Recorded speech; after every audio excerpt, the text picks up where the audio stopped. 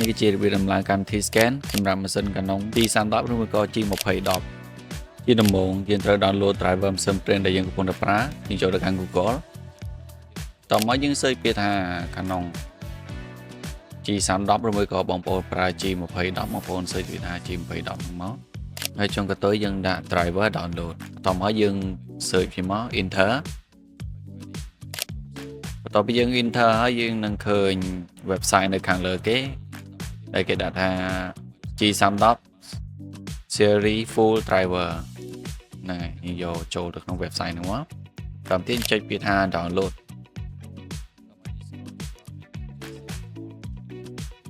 បន្ទាប់ពីការ download រួចយើងនឹងឃើញ driver ម៉ាស៊ីន print លោតចូលនៅក្នុងម៉ាស៊ីន print របស់យើងអញ្ចឹងបន្ទាប់មកយើងឆែកនៅក្នុងម៉ាស៊ីន print របស់យើងនឹងមកដល់មកយើងនឹងឃើញ file ស្រាប់វាមួយហើយ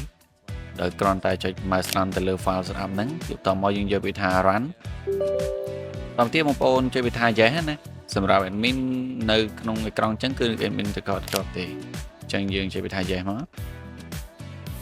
តាមទៀតយើងនឹងឃើញ option 3 តែ option ដែលយើងត្រូវចុចគឺយើងចុចពាក្យថា start setup តមកទៀតចុចពាក្យថា next អញ្ចឹងយើងរងចាំវាតម្លើងឲ្យអស់សិនទៅហើយនៅពេលដែលវាកំពុងតែដំឡើងបងប្អូនដោតដោយម៉ាស៊ីន print អស់សិនទៅណាដោតដោយភ្ជាប់ពីកុំព្យូទ័រចូលម៉ាស៊ីន print ឬដោតដោយភ្លើងចូលម៉ាស៊ីន print ឲ្យហើយសិនទៅហើយយើងបិទម៉ាស៊ីន print ចោលសិន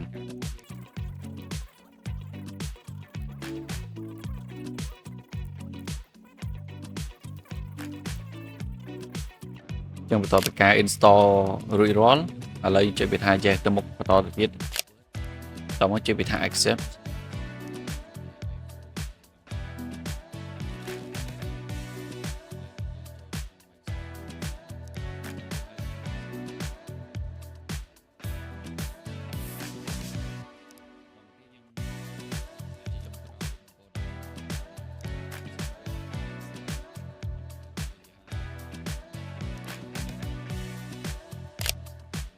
បន្តមកទៀតបងប្អូនចុចយកពាក្យថា USB connect ឬហើយចុច next ដល់មកវានឹង install នៅកម្មវិធីដែលយើងត្រូវការដូចជា scan ឬមួយក៏ tool អីផ្សេងតែគោលដៅសម្រាប់របស់យើងគឺសម្រាប់តែ scan ទេអញ្ចឹងឥឡូវយើងត្រូវការឲ្យវា install រួចរាល់វានឹង load កម្មវិធី scan ចូលក្នុងកុំព្យូទ័ររបស់យើងតែម្ដងជួយយើងទុកឲ្យវា install ចោលសិនទៅ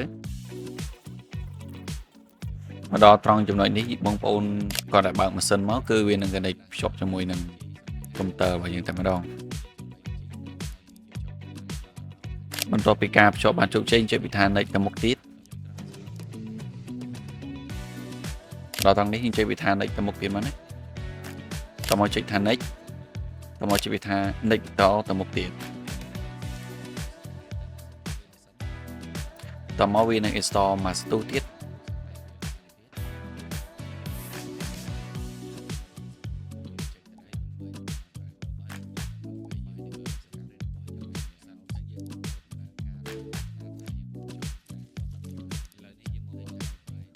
មកដល់ត្រង់នេះបងប្អូនចុចវិធាន next ទៅមុខទៀត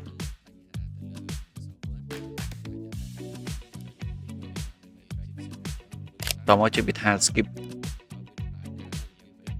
ហើយចុចចេញមកណាអញ្ចឹងកម្មវិធីដែលយើងបានតម្លើងគឺតម្លើងបានរួចរាល់ហើយយើងចូលទៅឆែកមើលទាំងអស់គ្នារបៀបស្វែងរកកម្មវិធីហ្នឹងយើងគ្រាន់តែចុចទៅលើ start តមកចុចទៅលើ app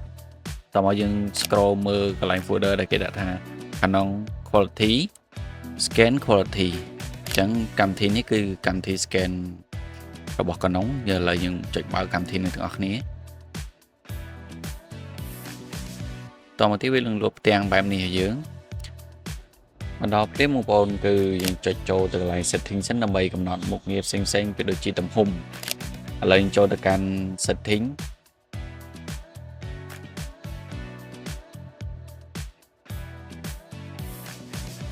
មកដល់ setting របស់វាយើងគ្រាន់តែចុចពាក្យថា scan document scan ឥឡូវយើងកំណត់លើ option document scan ជាមុនសិនចូល document scan តមកយើងនឹងឃើញកន្លែងមួយចំនួនដែលខុសប្រក្រតីវាដូចជា size យើងដាក់ដូរដាក់ A4 វិញមកណាតមកទៀតសម្រាប់ resolution ទូទៅសម្រាប់ scan ឯកសារយើងដាក់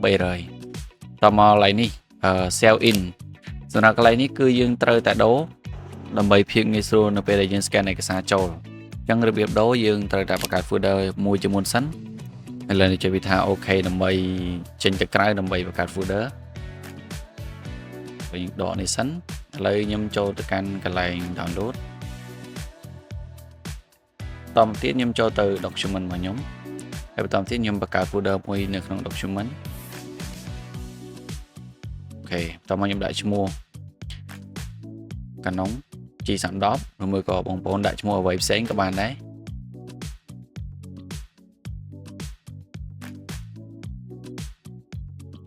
តទៅយើងបង្កើតបានរួចយើងចូលទៅកាន់កម្មវិធីនឹងវិញតមកចូល setting តមកចូល document scan តមកចូលទៅកន្លែង in cell ហ្នឹងយើងចូល add តមកយក add តទៀតតមកយើងចុចត្រង់នេះនៅខាងលើមកចុចត្រង់នេះមួយដើម្បីចូលទៅកាន់ document តមករើស folder ដែលខ្ញុំបានបង្កើតមិញអូខេតមកចុចវាថាអូខេតចុចវាថាអូខេទៀត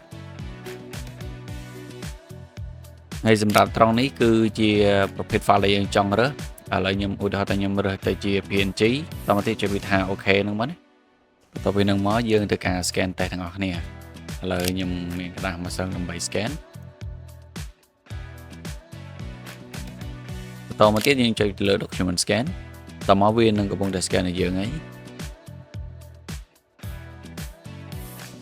ឥឡូវយើងចូលទៅមើលនៅក្នុង folder ដែលយើងបានបង្កើតមិញនេះដែលជាទីតាំងដល់ពេលដែលវា scan ទៅវានឹង load ចូលនៅក្នុង folder ហ្នឹង